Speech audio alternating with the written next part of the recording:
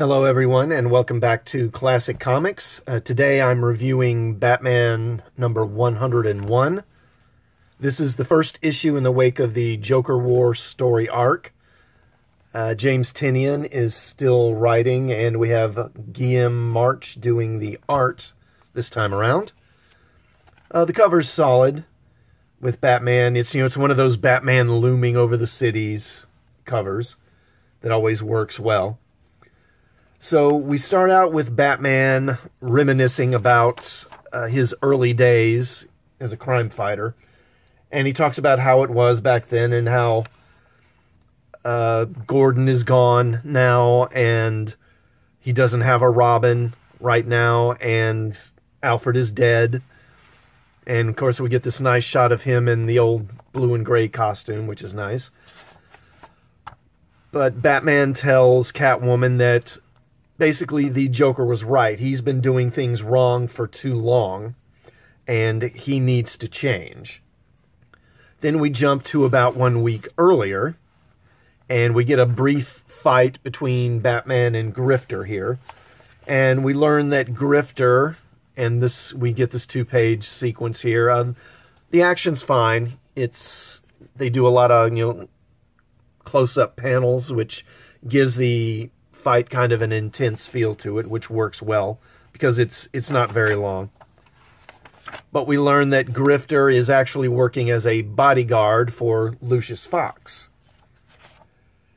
Lucius has hired Grifter because during the Joker War story arc, when Catwoman retrieved the Wayne fortune from the Joker, she actually transferred that wealth to Lucius Fox and Wayne International rather than back to Bruce himself. So now Lucius is one of the world's richest men, and understandably, he wants some protection. And that's pretty much it for Grifter. That's pretty much his whole appearance in here. It's only about 4 pages. Now, all that money that Bruce was using to fund his activities as Batman, it was all hidden in an offshore account. So now that that money has been made public, or been revealed, the government is looking very intently at the Wayne fortune now and at Bruce's finances. And in addition to that, the board of directors of Wayne Enterprises is pissed at Bruce because he kept that money hidden from them too. And they also kind of blame him, at least in part, for the whole mess with the Joker War because Joker used that money to finance the whole thing. So it's kind of understandable. And the upshot of all this is that if Bruce wants... Basically, Lucius can return the money to Bruce. He can transfer it back to Bruce. But if he does that, the government's going to be watching him like a hawk. And so is the company. So is the board of directors. So he's going to have to account for every penny he spends. And, of course, that's going to make it pretty much impossible for him to operate as Batman. Or Lucius can keep the fortune. He can keep those billions.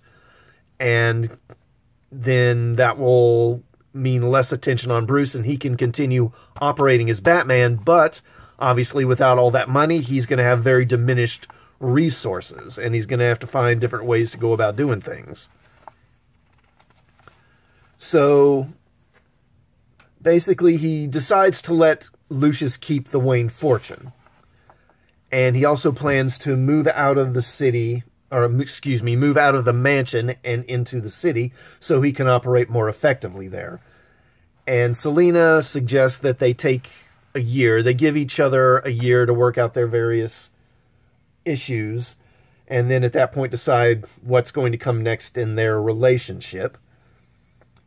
And, that's pretty much it. There's really not a whole lot going on in this issue. This is clearly one of those establishing the new status quo issues that sets up what's going to be happening, in upcoming issues. And it works fine in that way. The issue is really mostly dialogue. But again, this is the difference between, say, Tom King and James Tynion. This issue doesn't feel slow or padded. This is partly due to March's artwork, which is solid, but also to Tynion's writing, which delivers information that we need. The reader needs to understand the new situation and the decisions that Bruce is making. Now, contrast that with the recent issue of Strange Adventures that I reviewed about a week ago. Please check that video out. Where Tom King has Mr. Terrific and Adam Strange's wife, Alana, just wandering around and talking for about a lot of nothing, really, for most of the issue. This also, in a way, you know, Batman's decision that, you know, he's going to move out of the mansion and back into Gotham City kind of reminds me of what they did in the 70s. Of course, in the early 70s, they moved away from the kind of Silver Age, sort of, you know, kind of sillier stories, wackier and more whimsical stories, towards more kind of gritty storytelling. Of course, the Denny O'Neil and Neil Adams, their run is a big part of kind of what helped establish that new situation for Batman.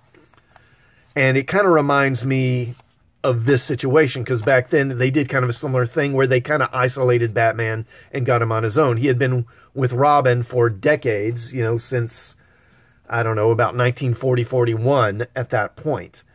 And what they did is Robin had always been a kid. He had stayed a young kid, so they aged Dick Grayson up and made him 18, and then they sent him off to college so that Batman was now working alone again. And without Robin around, he decided that there really wasn't any point in living in the mansion.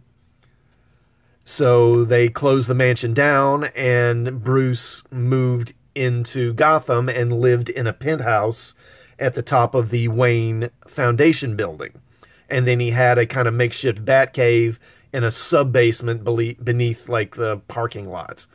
And he operated out of there, you know, operating as Batman directly in the city. And it sounds like he's going to be going back to doing something like that here. So I like that we're getting some long-term repercussions from the Joker War. Things aren't just going to go back to the way they were. That's something that Tynion comes back to again and again in this issue. Gotham is changing, and Batman needs to change as well. So overall, I mean, this isn't a must-have issue, but it is a solid one to give readers a bit of a breather after the Joker War and their Dark Design story arcs. So thumbs up on this one. I do recommend it. Now, have you read this issue? And if so, do you agree or disagree with my review? Let me know in the comments. And if you like this review, please do hit the like button before you go.